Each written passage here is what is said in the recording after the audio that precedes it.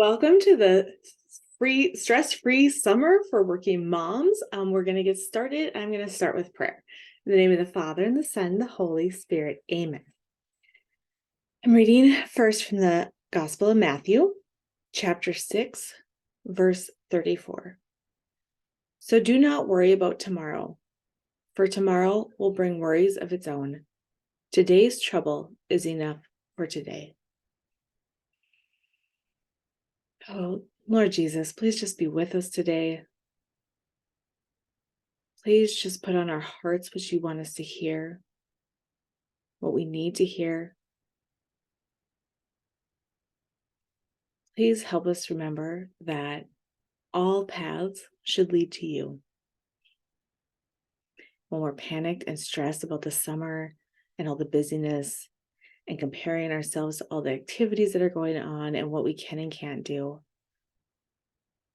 please just gently remind us that that's not what you're calling us to,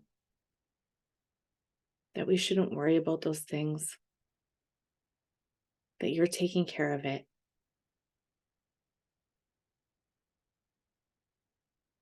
So we just ask this in your name. Please be with us for this hour. And Jesus, I trust in you. In the name of the Father, and the Son, and the Holy Spirit. Amen. All right, so if you're new here, my name is Nicole Haugen. I am a wife of almost 14 years. I have 6 daughters, and I am a nurse I've been a nurse for 14 years, mostly working in home health and hospice. And I am a certified life coach, certified through the Life Coach School. So welcome. I'm super excited you're here. We're going to get started because I like to keep these to an hour because I know everybody's super busy. If you are joining live, feel free to put any questions you have in the chat or in the Q&A, and I will be checking that periodically if there's any questions, so we can go over those and cover those. So, the stress-free summer for working moms, right? So it's summertime, right? And when I scheduled this, I didn't realize that it was actually the first day of summer today. So we're just being recorded on June 21st, and it is technically the first day of summer. So happy summer, everybody. And of course, our brains are freaking out, right? And I just want to start with, this is completely normal, okay? Our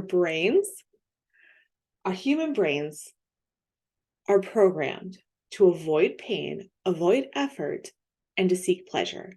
So this served us well, right? Like I like to call it our caveman brain, okay? It's our caveman brain, which is like very panic. We need to stay alive, right? Like the main job is to keep us safe, because back in caveman days, if there was a tiger, you needed to panic, so you would run and hide and find shelter, right? You wanted to avoid the pain of being eaten or crushed or whatever, because pain could equal death, right? Any stubbing your toe or getting a sliver or a splinter could equal infection, which could equal death. So you avoided pain. Okay. You also avoided effort, because your caveman brain, right? Your primitive brain wants to say, hey, like, we don't know when the next time we're going to get food. It's hard to go and look out for meat or berries because there's all these predators around us that might bring us pain. So we want to avoid the effort of hunting. And when we do that, like whatever we do, we get as much as we can and we store it, because we don't want to make the effort, right? Making the effort or running unnecessarily could also equal burn calories, which if you didn't have enough food and you were already hungry, burning those calories could equal death. Okay. Everything was terrible because it could equal death. Your brain wants to keep you alive, and also to seek pleasure, right? Our brains are wired to seek pleasure, and mostly for reproduction, right?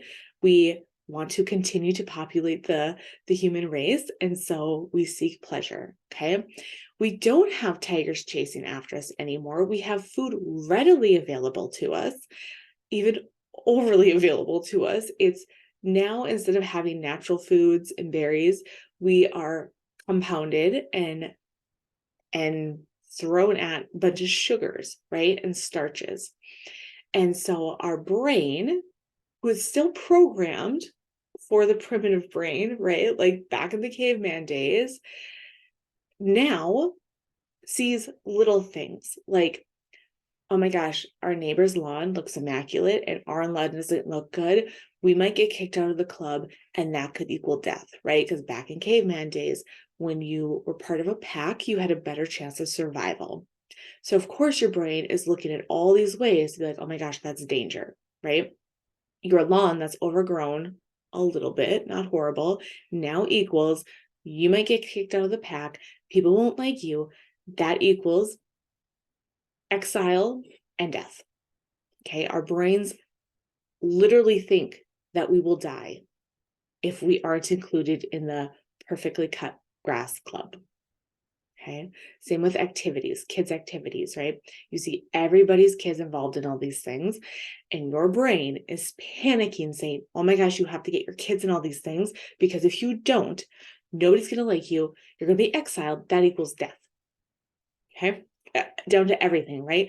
I was just looking outside today and my kids were riding their bike. It's like, oh gosh, like, I don't know, like the one bike's getting kind of small. Maybe we should go buy a new one. And my brain instantly went to, yeah, because I bet so-and-so has a new bike and they want to fit in, right? We don't want our kids to stick out either because that could equal death.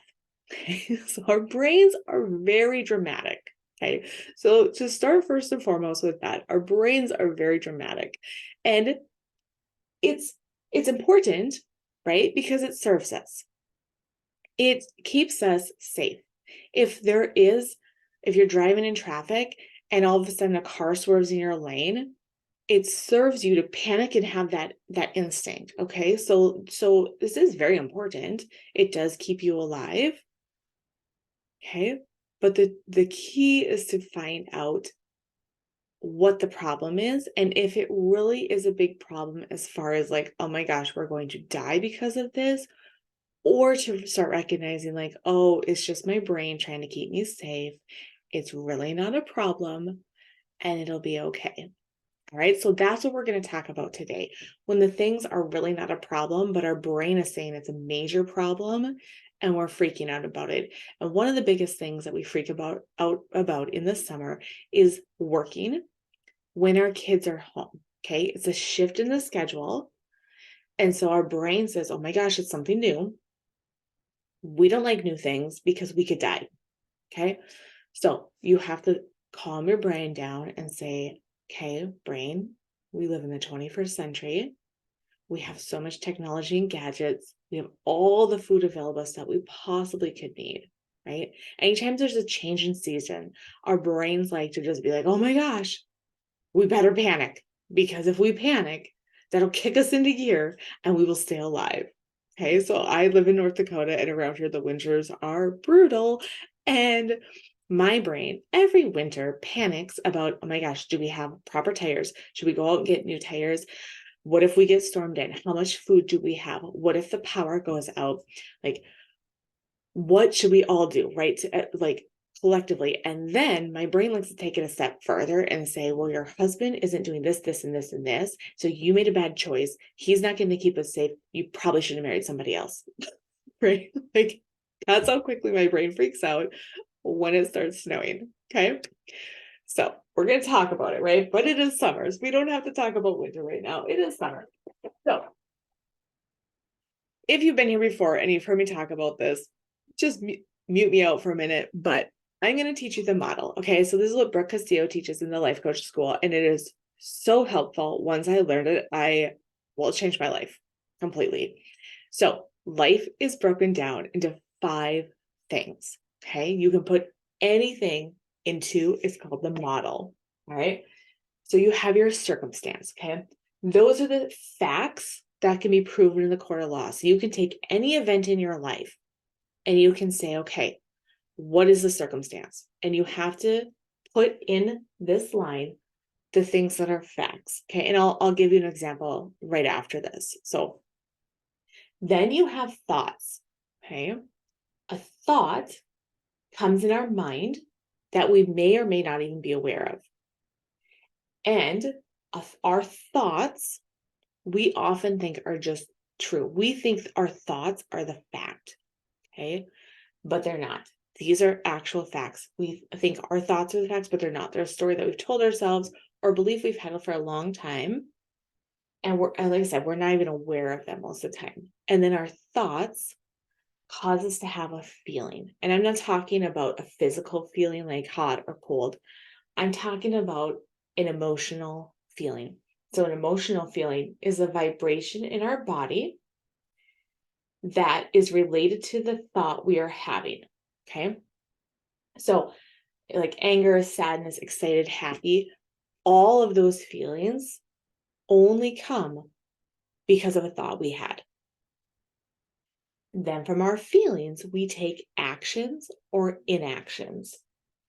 And it's related to the feeling. Okay. It can be something obvious, like when you're angry, you're yelling, your fists are clenched and your face is red, right? Or it can be just a subtle change in body language. Like you can be very angry and maybe it's so subtle that unless somebody like really knew you, they wouldn't even pick up on it. Because like if you're out in public or you're working and you feel like, oh, I gotta hide that anger, maybe it's just a subtle shift in like your body posture. Maybe you just slightly cross your arms and kind of like give a look, you know. So those are actions that you take, and then you always get a result. Okay, no matter what. No matter you're aware of the thought or not, you always get results in your life based off of the thought. So it's the result is the overall effect from our actions, but it directly comes from our thought. So, and our result is either an exact match of our thought, or it's a reflection of ourself, or it's a way for us to gather more evidence to say that this thought is true. Okay, because remember, our thoughts, we build up these stories and beliefs. So we're going to start with an example. So I'm gonna kind of read what the situation would be. Okay. So let's say you're at work. Maybe you work in an office, maybe you are a nurse, maybe you're a social worker, wherever, whatever your job is. Okay, maybe you're a dentist. So you're at work and you get a phone call from your kids who are at home because they have the summer off. And they're fighting and they're tattling on each other. And your boss walks into the room while you're on the phone with your kids, discussing all these things with them, trying to keep a calm voice, right? Because you're at work. And your boss gives you a look. Okay. And you immediately think, oh, shoot, I have to go. I'm in trouble. The kids shouldn't be doing that. Right. I need to leave home stuff at home. And I'm being unprofessional. Okay. So that's kind of the situation that happens so fast and so quickly. All these thoughts rattled through your mind. Okay. But we're going to break it down and I'm going to pull out the facts for you. Okay. So the fact is you work 40 hours a week outside the home and the kids are out of school. Okay. Because it's summer. The kids call you. That's a fact, right? You can prove that in a court of law. You can look at the phone messages. The kids call you and you picked up the phone. You can also prove that by your phone records. And the boss looks at you, okay? You can't prove that they glared at you, right? Because that's an adjective. You only want to put facts. Maybe you can't even say they looked at you. Maybe you would just say, my boss turned and his or her body shifted towards me in my direction. Okay. You want to try to break it down and get as factual as possible. Okay. And you have the thought, I need to leave home stuff at home. And ultimately, kind of underneath that thought is, I'm a bad employee. Okay. I shouldn't be doing this. This shouldn't be happening. Right.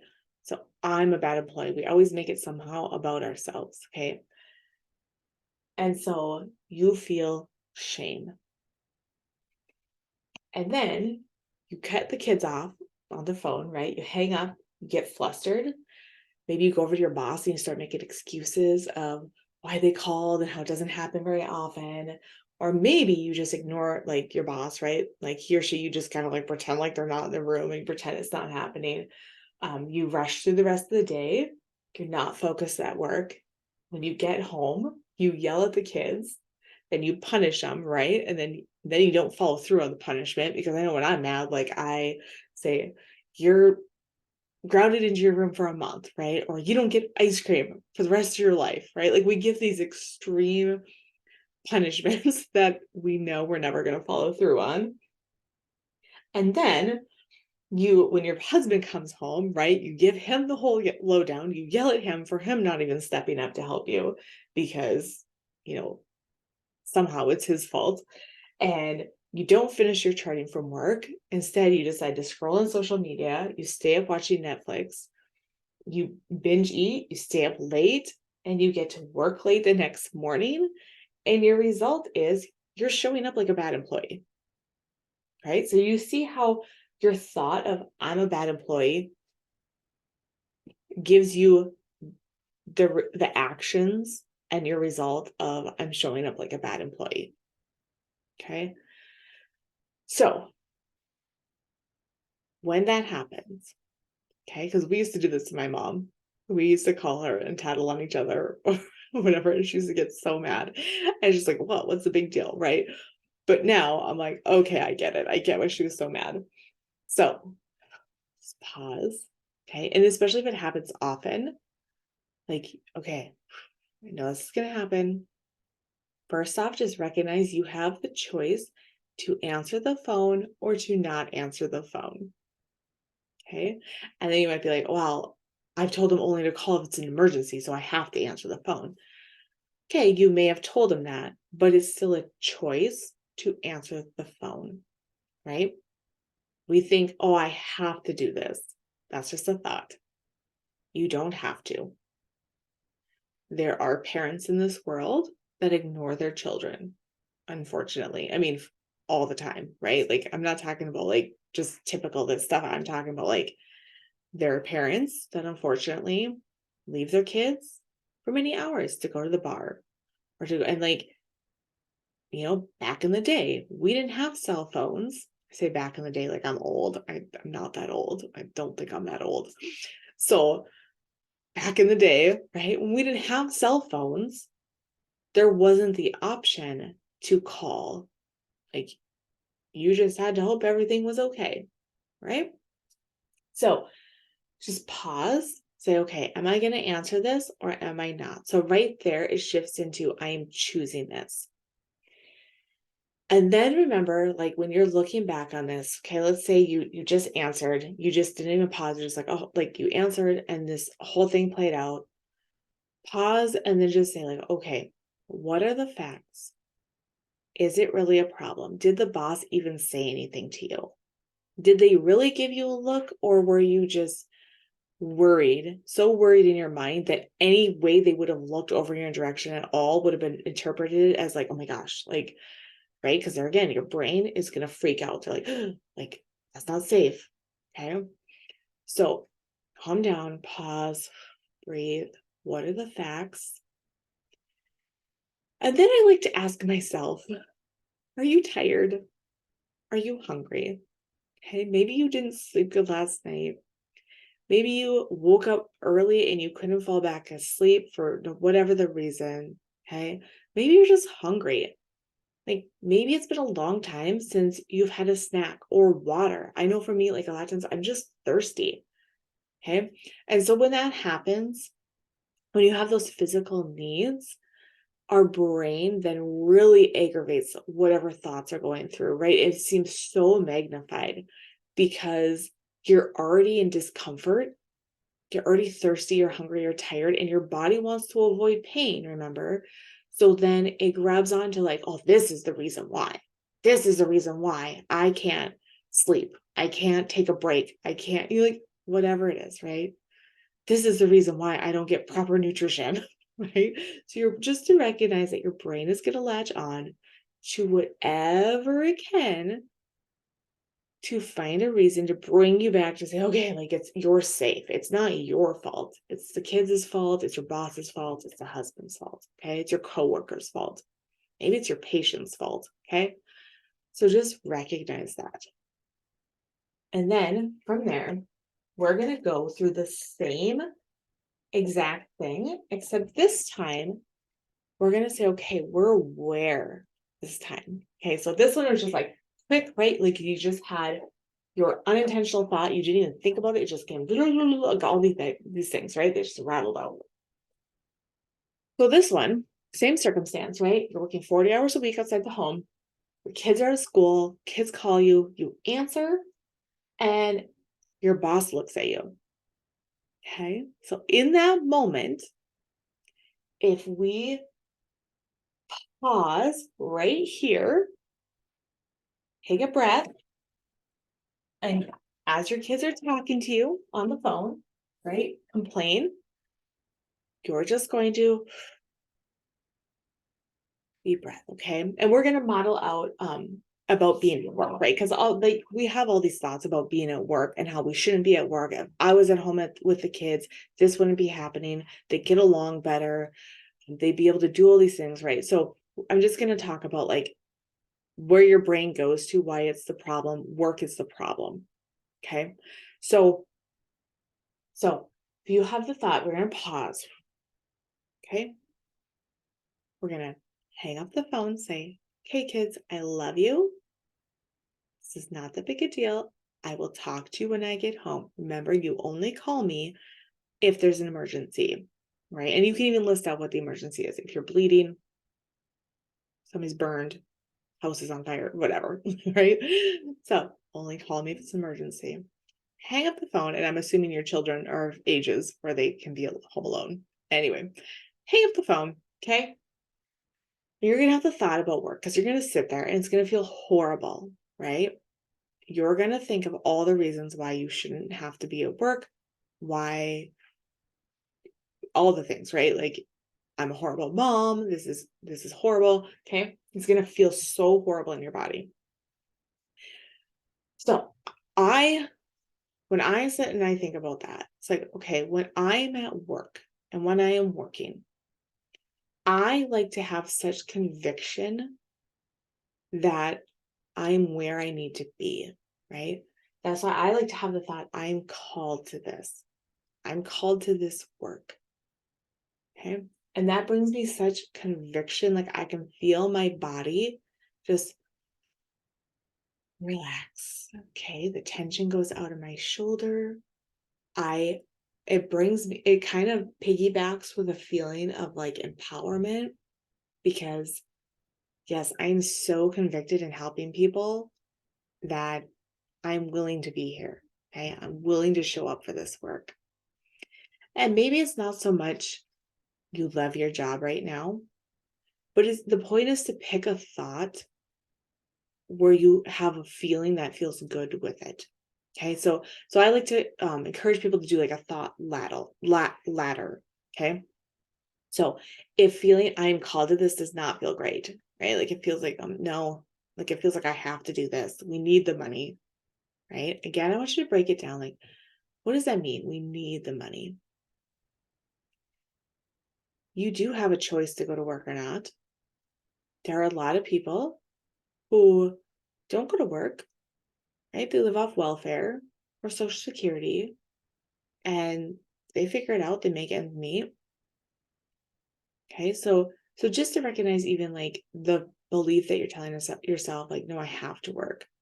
Okay, well, really, you want to work because you want what the money will bring, right? You think, well, if we can get ahead, then I'll feel good. Oh, if we can go on this vacation, like if we can pay for this vacation, then I'll feel amazing because then I've made it. If we can buy a new boat and a new car and the kids can all be in all these activities, we can pay for summer camps, right? Like it's not so much that you want the work, you want the feeling that you believe money can bring you. But it's all a feeling which is triggered by our thoughts that we have. Okay. So I hope that makes sense. So when you come back to this, okay, if it does not feel good in your body where you're like, I'm called to this, no, I'm stuck here. Okay. Break it down. Okay. What's a thought that feels a little better?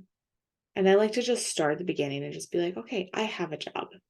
It might not make me feel conviction, but it does make me feel a little bit more at peace, right? I have a job. We're making ends meet. I can pay the bills. That makes me feel at least calm. Okay. Or maybe even neutral, right? Because it is a statement. I have a job. It's neutral. Okay. Or I like what my job provides. Okay. I like the fact that my job provides me time to get out of the house because, or maybe if you work in home, time to shut the door and like have that time to kind of get away from all that stuff and to say, yeah, if I was at home all the time, I would go crazy because I hear a lot of people say that too. If I was home all the time, oh, I could never be a stay-at-home mom full time. Like, I don't know what I would do. I'd go crazy. My kids would drive me nuts. Okay. So I like what my job provides. Or you can say, I'm good at my job. Okay. That might make you feel just joy or maybe a little bit of peace, maybe a little bit of self-confidence, right? Like, I'm good at my job. Like I did for a long time, I did not believe that I was a good nurse. I had imposter syndrome and I panicked. I was just like, oh my gosh, but like now, and I think part of that comes with time, right? But especially with hospice, like I'm an amazing nurse. I love my patients. I am a great employee. I stay on top of my charting. Like I know this. I have such conviction with that. Like I am so good at my job. Okay. Is it stressful? Is it overwhelming? Yeah. But I am an amazing nurse. Okay. That's even another thought I can tell myself. Okay. So you can plug in, I'm an amazing social worker. I'm I'm an amazing dietitian, whatever it is. Okay. And then maybe you want to grab the thought like, God is using my talents and my gifts here. Okay. We think that once we have kids, again, our brain wants us to say, like, oh, you're doing it wrong. A good mom would be at home with her kids all the time.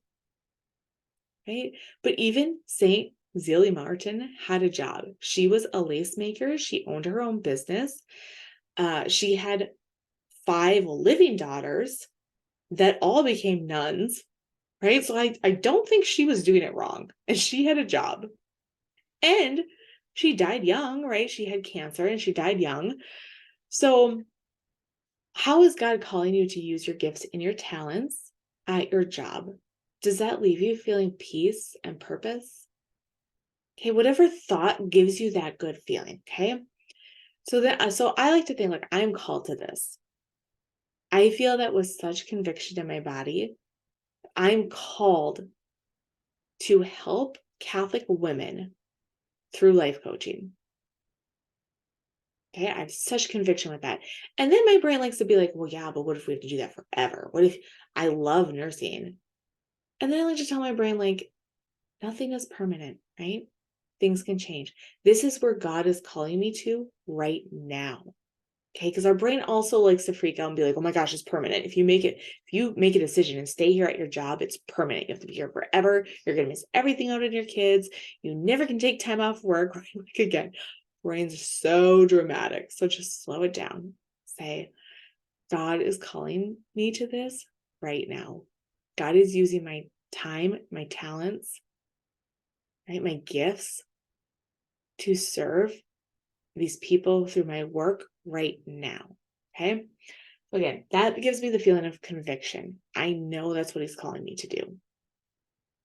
And so you pause, right? Like just that while you're doing that. This kind of happens as you're doing it, as you switch from that first thought to this thought. Okay. Pause, deep breaths. Just allow that panicky, bad feeling of like, oh my gosh, I'm a bad mom. I'm failing. I'm a horrible employee. Allow that to kind of happen and just see it. And even if you're at work and you can't do anything about it right now, recognize it, kind of pinpoint it, be like, okay, I'm gonna take 5 minutes tonight. I'm really gonna explore like what feeling was that? Why did I feel that way? Why is it a problem that I'm a mom and sometimes my kids call me? Okay.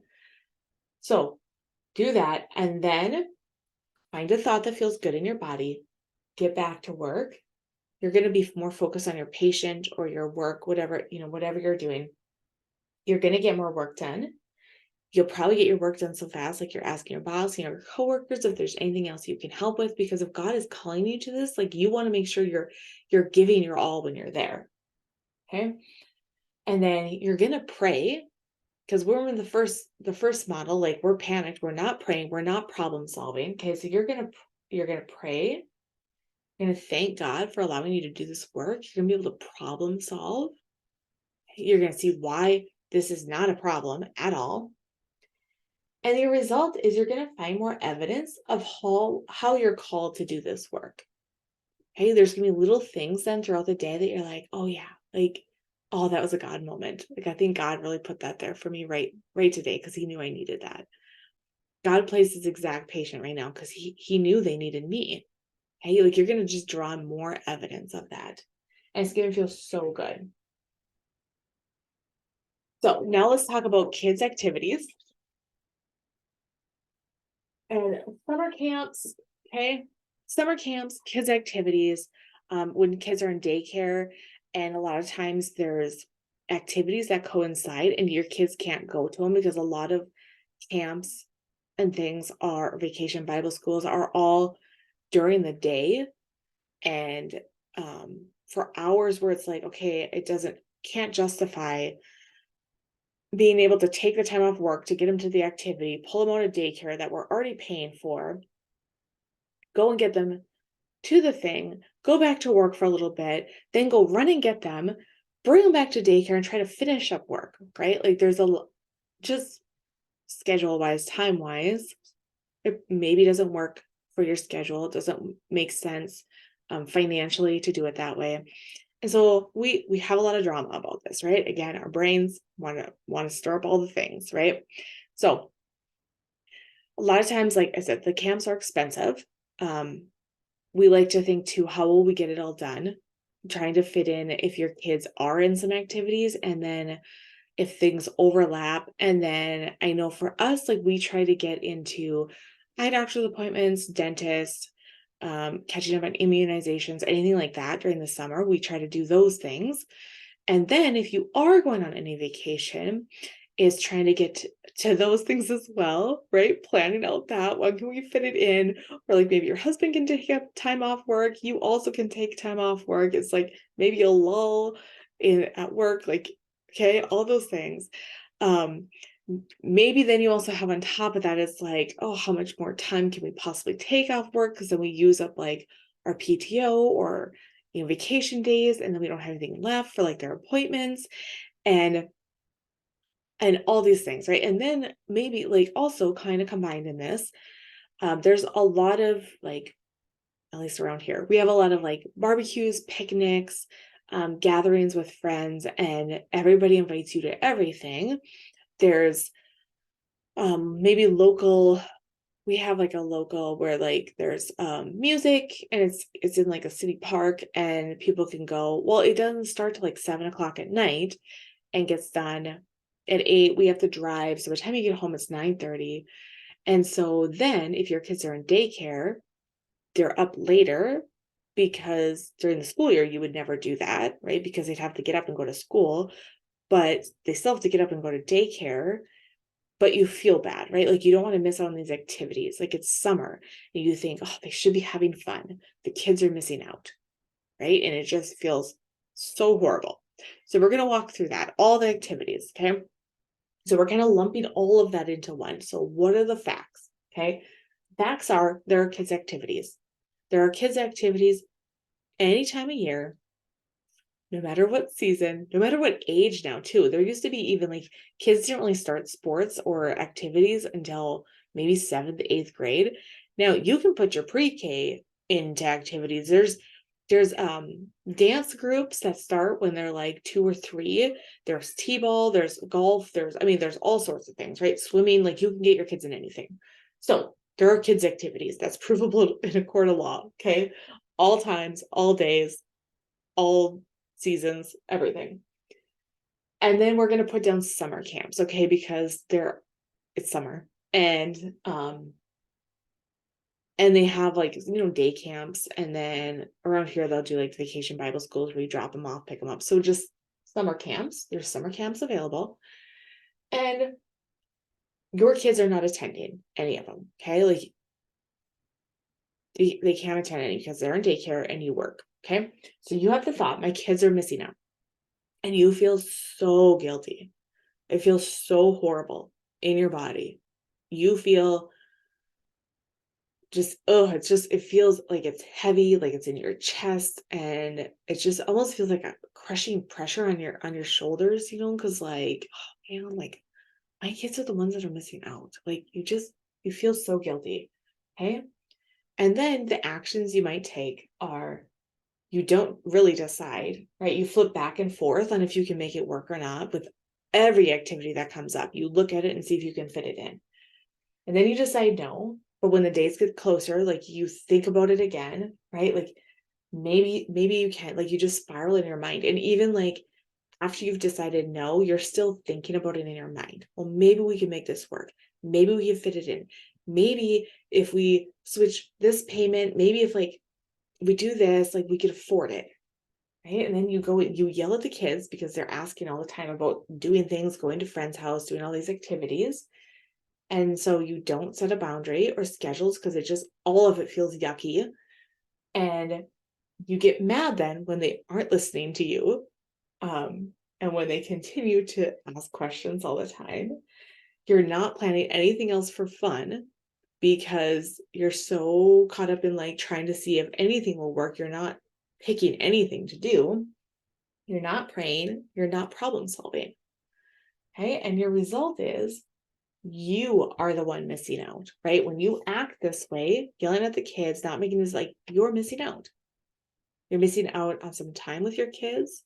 You're missing out on the peace that can come from making a decision and sticking with it. And I just think too, like you're also comparing, right? And like look at if you, for example, when your kids are asking you the questions about going to, oh, can I go to my friend's house? Did you decide that? Like, did you decide like can I be in ballet? Can I take swimming lessons? Right? Like when they're asking you over and over and over again, and you don't know, you don't have an answer, and you're freaking out, and you don't know how it'll work, and even if it could time-wise work, like financially, you're stressed out even thinking about it. Just imagine if you went to work and you asked your boss for promotion. There was a new opening, you wanted that promotion, right? You were so excited about it. You just sat and dreamed about like the things you could do with it and the changes you could do and how like, oh my gosh, that'll make my life so much better. And I'll get to see my friends more, like my like the coworkers that I love hang out there more in that area where I would be working, right? Like you'd be so excited for it. It would be on your mind all the time. And imagine you had a boss who just kept saying, I don't know. I don't know. I don't think so. We haven't decided yet. Like, I have to talk about it with my supervisor yet. My supervisor, I don't know financially if we can do it. I don't know how the schedule's going to work out.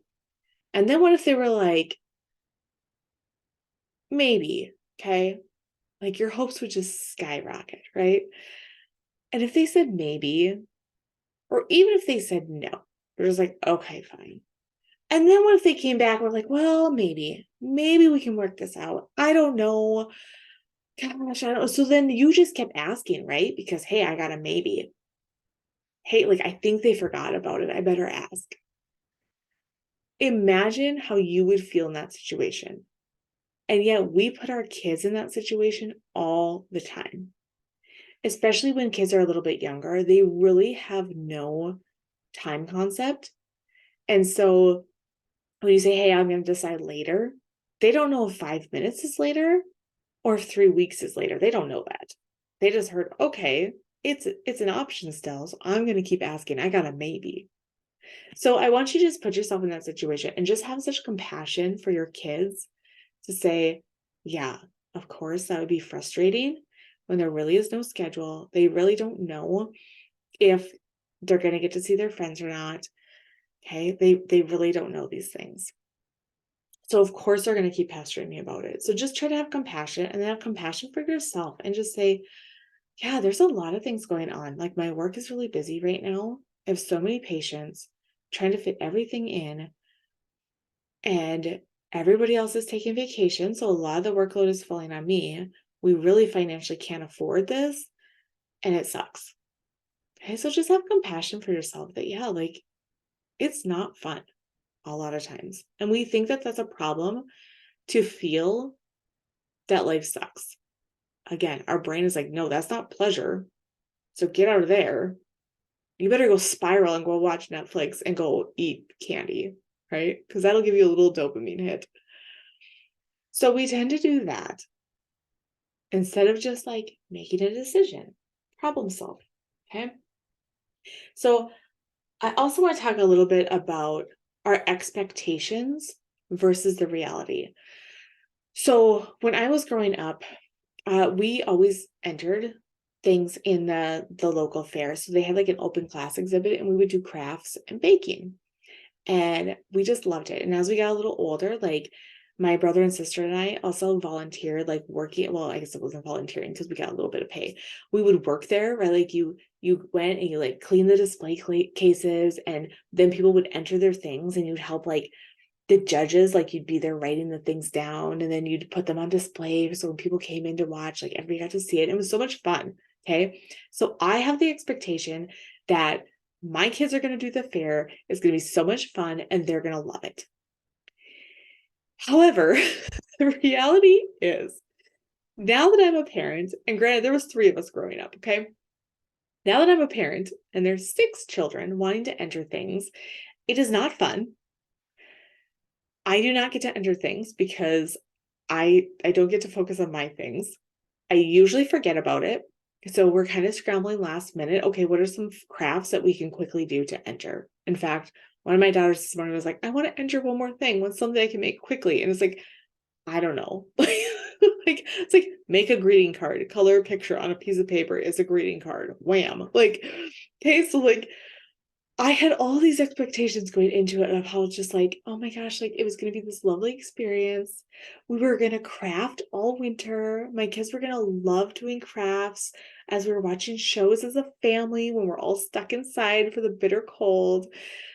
There's not going to be any knots or tangles or anything I really have to help them with, because we're all just going to sit there like perfect little Disney princesses with birds floating around singing to us as we knit and sew, and it's going to be so magical. And then we're going to have all these projects, and like the day or day before, day of, when you do the baking, because right, it kind of has to be fresh, or you want it to be fresh, so you kind of get a better score.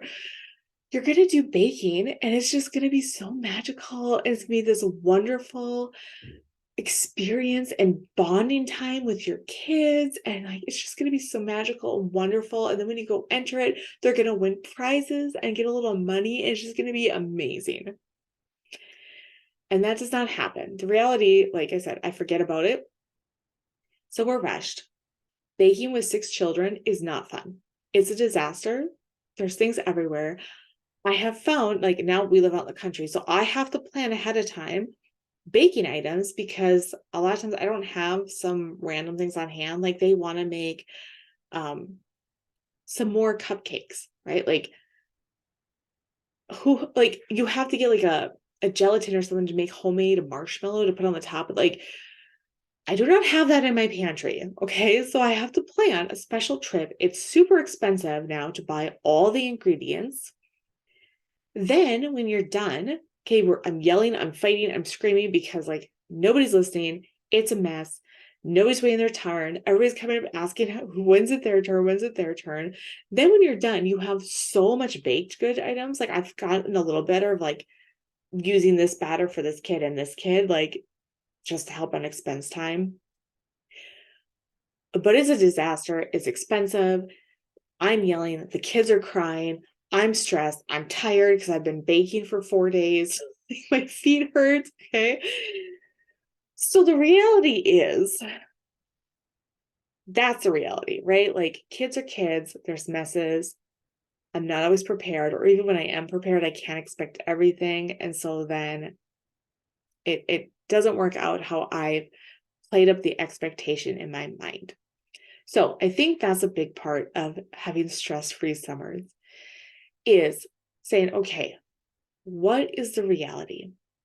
We think that going on a wonderful road trip with our kids to maybe go see the Grand Canyon would be amazing. And we did it growing up. It is going to be awesome. The reality is, when you pack multiple kids in a van, they're tired, they're hungry, you're tired, you're hungry, it's hot, you're all close together, everybody's whining, everybody's crying, nobody sleeps good in hotels or camping either. I don't camp, but like nobody sleeps good, right? That's the reality. So when you come into summer, my husband and I like to have a conversation at the beginning of the summer. And since, again, when it's recording, this is the first day of summer. So great. Summer is not wasted. Don't tell yourself that lie either, that like, oh, summer's already over. Look forward on your calendar. I would say, okay, we've already committed to these things for the summer. So how can we make the best of it? How do I want to feel? Do I think that it should be magical and fun and amazing? Is that a reality? Or do I just want to feel maybe calm while I'm there? Okay. I know it's not going to be great taking 5 kids to the beach, right? There's going to be sand, bugs, sunscreen. Somebody's going to get sunscreen in their eyes. Everybody's thirsty, hot, tired. Okay. Maybe it's not going to be fun, but what is a feeling that I can obtain? Can I feel peace? Can I feel calm? Maybe I just want the event to be neutral. Okay. Maybe it's something my husband really wants to do, and that's fine. I just want to be neutral. Okay. My husband loves sports. I could take him or leave him. Okay. So I just want to show up neutral. Sometimes I just want to be supportive. Okay. I want to show up and have thoughts that I can practice while I'm there to be supportive. Okay. I like even saying like, I love my husband. I want this to be an amazing time for him. Then my brain starts to gather evidence of ways that I can help, instead of sitting there and being like, oh my gosh, like this is horrible. This is something what I wanted to do. Then my brain starts to gather ways. How can I support him? Maybe you just have the thought like, I want to support him. Okay, that's kind of a neutral to me anyway. That feels just neutral. I want to support him. Doesn't feel amazing. Doesn't really feel peaceful. Just feels neutral. I want to support him. Okay. So find a thought. And then as you look at your schedule coming up, okay, I want you to look at it with realistic expectations, and then stop comparing your family to other families. Comparison is the thief of joy. I don't even know who said it. I think it was a saint. I can't remember, but maybe it was Fulton Sheen. I don't know. Comparison is the thief of joy. So stop doing it. Okay. It doesn't matter that you work full time and there's other moms that are teachers and get the summer off. They have just as many struggles, circumstances, situations going on in their home. Okay. Maybe you need to put away Facebook or Instagram or TikTok for the next month or two to say, yeah, like our family isn't the family that goes to Disney World every year. And that's okay. Right. So just sit with, and then just say like, okay, what is reasonable for us? Maybe I can't take my family on a 5-day cruise. Maybe my kids can't go to summer camp. We can't afford it. What is possible? Is it possible every day after work to take 10 minutes? Maybe my son wants to go to basketball camp and we can't afford it. Okay. Is it possible for me to take 10 minutes after work and shoot around with him in the driveway for 10 minutes with a basketball? Or maybe you don't even have a basketball hoop. Maybe you can go in your garage or in your basement, anywhere you have a floor, and do some dribbling drills with them, right? Like get creative. Your kids will remember the time you spent together, not the things that they got, right? Because I don't remember souvenirs that I bought on trips. Unless I look at a picture. I don't remember that. What I do remember is spending time in the vehicle, right? With my siblings and my mom and dad all crammed together, everybody it being chaotic and stressful, right? Like, and I can look back now and be like, oh my gosh, that was ridiculous, right?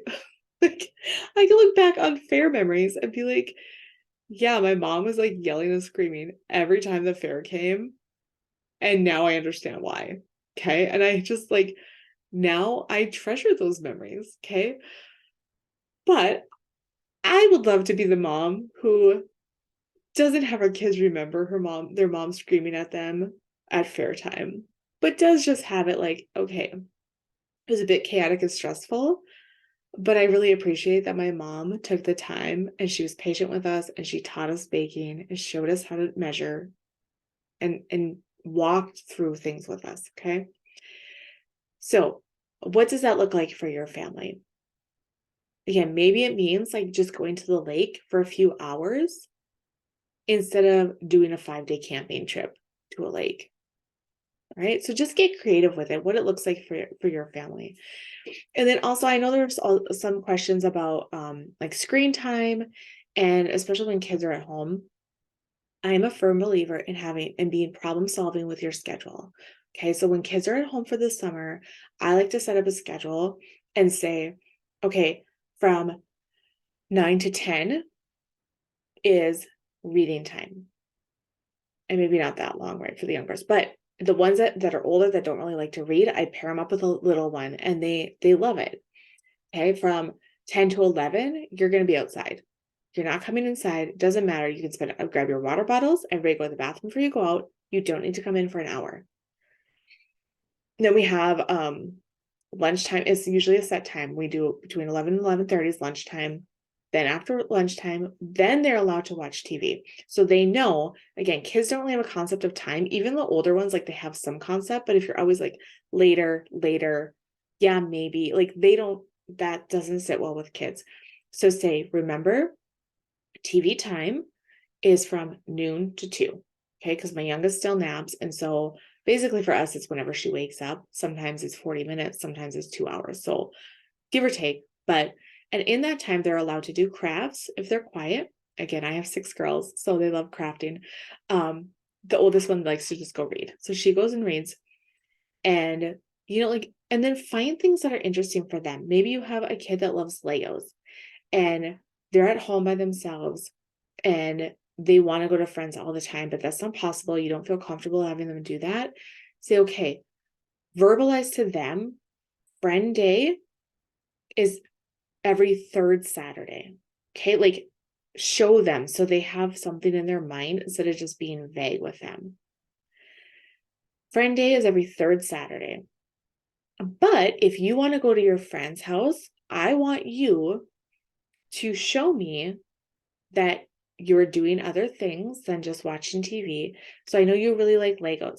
Here's a kit that you haven't been doing or haven't done again in a while. I want you to put this together and you have 3 days. Okay. And like, just give them a project to work on. Say, if you get that done, I think we can have friend day twice this month. So give them goals to work towards, have them do things that interest them. I'm also a big believer in having your kids do chores. So if my kids say they're bored, they get a chore. So sometimes I have, or what I've done in the past is I'll have like a chore jar and popsicle sticks.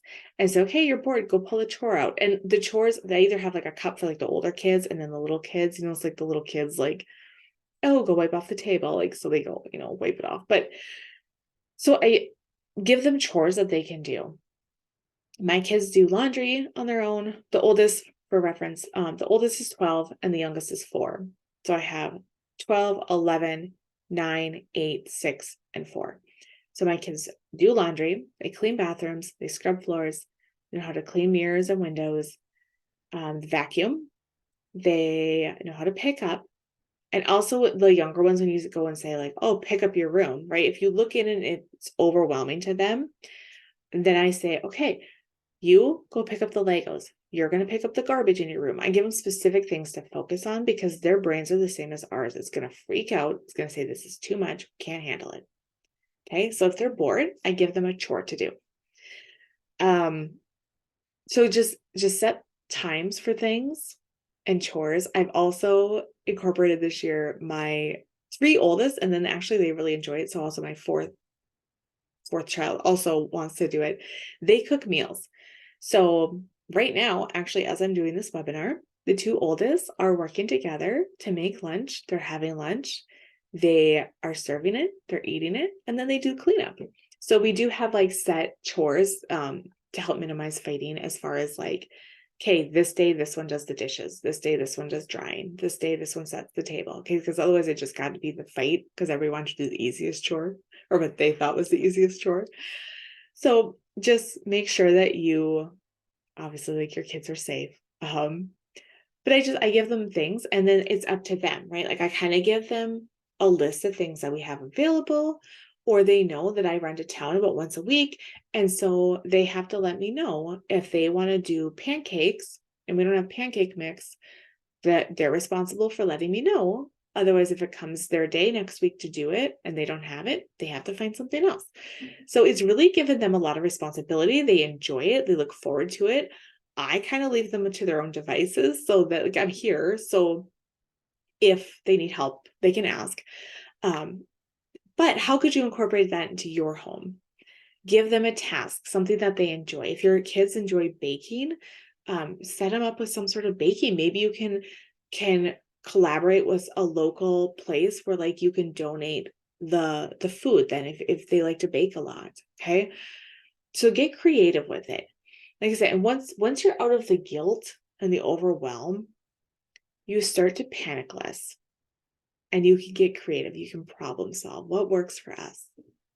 Okay. Our family is unique and unlike any other family in the whole history of the world, whoever has, whoever will be, because God created us uniquely and special. He knows all our talents. He gave us these kids.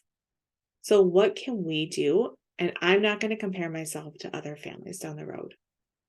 Okay. Or even ones that you don't even know on Instagram or Facebook, right?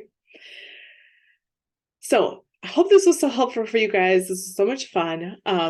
Sorry I didn't get to all the questions, comments, but I hope this was informative. I coach women one-on-one. So go and get I offer free discovery calls. So go and book a free consult with me and come and talk with me. And you can bring your circumstances, right? If you say, no, like, absolutely not, I have to work. What do I do for this? Or even if you want more clarification on, hey, my kids are this age, maybe they have like ADHD. Like, what do you suggest for, like, whatever your circumstance? Okay. Come and talk with me, book your free consult, and go to www.catholicnursecoach.com. And that's what I do, right? I just break down all of the mind drama for you. We help slow it down and help you get different results in your life. Okay. Something right now, something this summer has been stressful and overwhelming, and you don't like how you're showing up with it. So come and talk with me. Okay. www.catholicnursecoach.com. And I'm praying for you, and let's go change our world.